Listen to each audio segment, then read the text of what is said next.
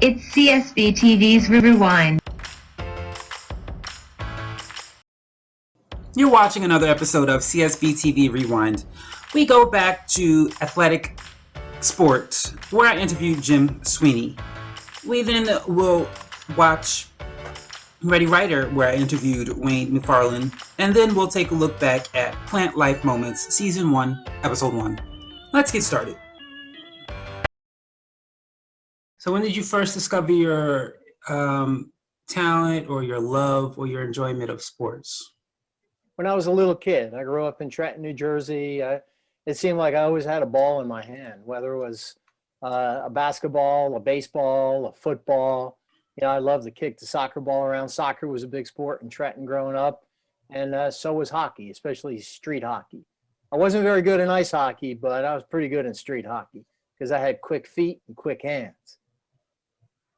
So you said you were married to basketball for a very long time. So out of those sports that you were playing, what was it about basketball that made you cling to that sport? I love the fact that it's both an individual as well as a team sport. You have to have some measure of individual talent, and you've got to be able to function properly with a team. You got to fit in. You got to know your role. You have to work well with your teammates. I love the strategy of basketball because you can have a guy that doesn't look like he's a guard, like he's overweight, he's tall. He just doesn't seem to fit the profile for a point guard. And yet he goes out there and he just dominates, or he does really well. So you just never know with basketball what a guy's game is going to be like. And I like that. I like the intrigue. I like the surprises that you get when you lace them up against guys. And I've been doing it for years now. But I love the strategy too. I like that no two players are alike. Really, no two games are alike. So you have to address each, like on an individual basis and a corporate basis. Individually, you got to find out the strengths and weaknesses, especially the weaknesses of your opponent, and then capitalize on it. And then corporately, as a team, you've got to be able to deal, with your rival. And your game may change, even though you want to always stick to your strategy, the way that you do things. If you're an up-tempo team, you just don't want to take your foot off the pedal.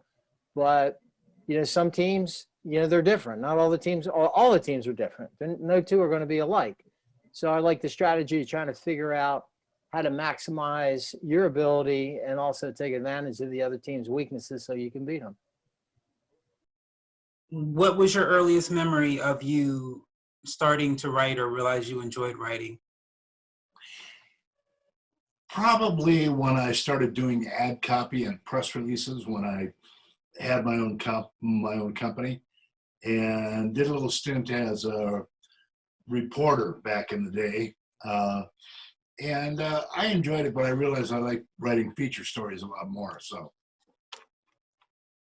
Okay, so tell us a little bit about the book Tales from the Day. Yeah. Okay. Well, my wife and I, also my partner, we sold a company a couple of years ago that we'd had for 15 years or so. And I've always loved to read. And I've always loved to read memoirs. And so I started reading a lot of memoirs, and I have to tell you, most memoirs really suck. I mean, it's quite amazing. They're all the same, looking backwards. I looked at the horizon and I set my jaw and I said, there lies my destiny. It doesn't happen like that. I mean, my experience has been that you go along and you just fall into stuff. And whether or not you do anything with what you fall into just depends on whether or not you're willing to seize it. I suspect, for example, that if somebody pulled over the curb and said to you 5 years ago, what are you going to be doing in 2020? You would not have said this. I'm just guessing, but I bet I'm right. No, this wasn't an idea at all. There you go.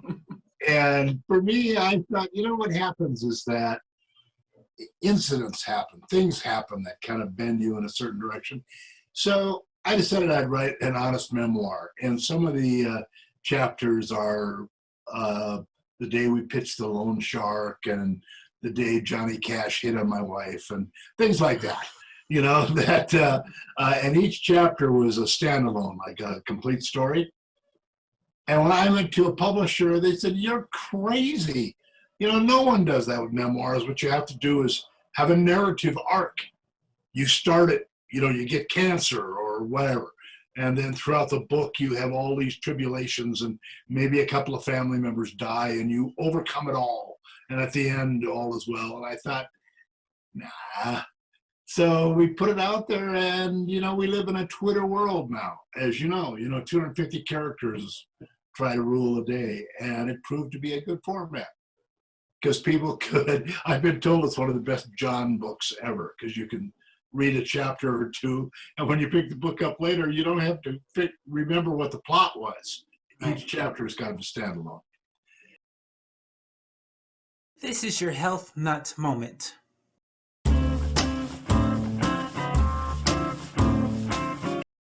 Did you know that milk does not do a body good? In fact, there are many negative side effects that milk can have on your body. Milk is said to be healthy because of the nutrients that's in it. But do you know where those nutrients originate? They come from plants that the cows eat. Cow's milk is for baby cows. As you may know, mammals are the only creatures on Earth, the only living beings on Earth that cannot consume their parents' food. So their mother has to feed them her milk until they have the teeth and a mature and a developed digestive system so that they can eat solid foods. The nutrient that the mother gives them through their milk comes from the plants that she eats. We as humans can eat fruits and vegetables, seeds and nuts and grains that are high in calcium. Some, just a few, not a lot, of those foods you can eat that are high in calcium, in fact, have a lot more calcium in them than a glass of milk.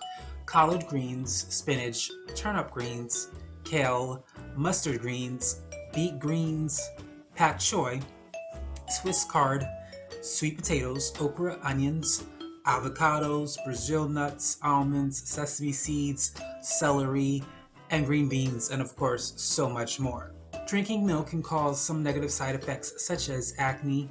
It may worsen eczema and can be a trigger for rosacea. It can cause allergies, constipation, colic, and diarrhea.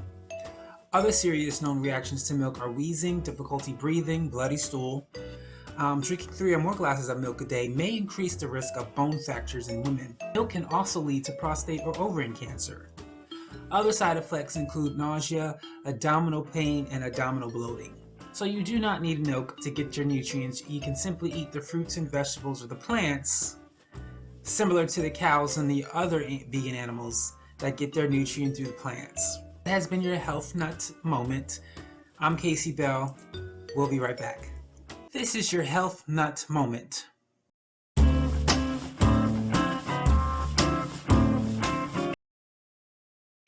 And that is all for this episode of CSB TV's Rewind.